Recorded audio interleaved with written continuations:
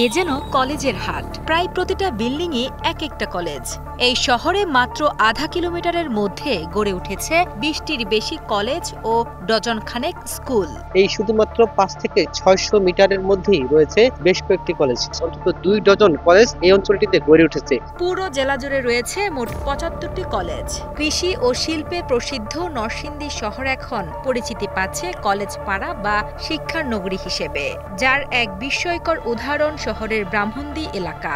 অবাক করার বিষয় হলো, খেলাধুলার মাঠ, ক্যাম্পাস বা বিনোদনের মতো অপরিহার্য সুবিধা না থাকলেও প্রায় সবগুলো প্রতিষ্ঠানেরই সরকারি অনুমোদন রয়েছে।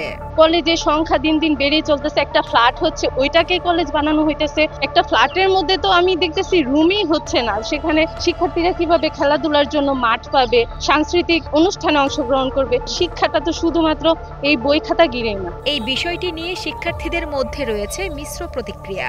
কেউ কেউ এসব কলেজে পড়াশোনার সুযোগ পেয়ে সন্তুষ্ট, আবার কেউ কেউ প্রশ্ন তুলেছেন মান ও সুযোগ সুবিধা নিয়ে। আমরা স্টুডেন্টরা এতগুলো কলেজ দেখে আমরা নিজেরাই কনফিউজড হয়ে যাই যে আমরা কোন কলেজে ভর্তি হব।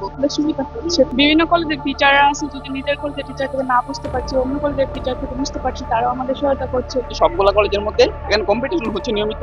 কম্পিটিশনের মাধ্যমে এখানে পড়াশোনার মান আরো ভালো হচ্ছে, উন্নত হচ্ছে। আমার মনে হয় না প্রপার শিক্ষা প্রদান করতে পারে। আমার মনে হয় না সবগুলা প্রপার ওয়েতে অনুমোদন নিয়ে আসছে, কারণ কলেজ হইতে গেলে নির্দিষ্ট একটা দূরত্বের ব্যাপার স্যাপার আছে। তবে নরসিংদী জেলার স্কুল অ্যান্ড কলেজ শিক্ষক সমিতির সভাপতি ডক্টর মশিউর রহমান মৃধা বিষয়টি দেখছেন ইতিবাচকভাবে। তার মতে, অনেক কলেজ গড়ে ওঠায় এখানে একটি স্বাস্থ্যকর প্রতিযোগিতার পরিবেশ তৈরি হয়েছে, যা ভালো ফল বয়ে আনতে পারে। তবে তিনি মনে করেন, সব কলেজেই শিক্ষার্থীদের জন্য প্রয়োজনীয় সুযোগ সুবিধা নিশ্চিত করা জরুরি।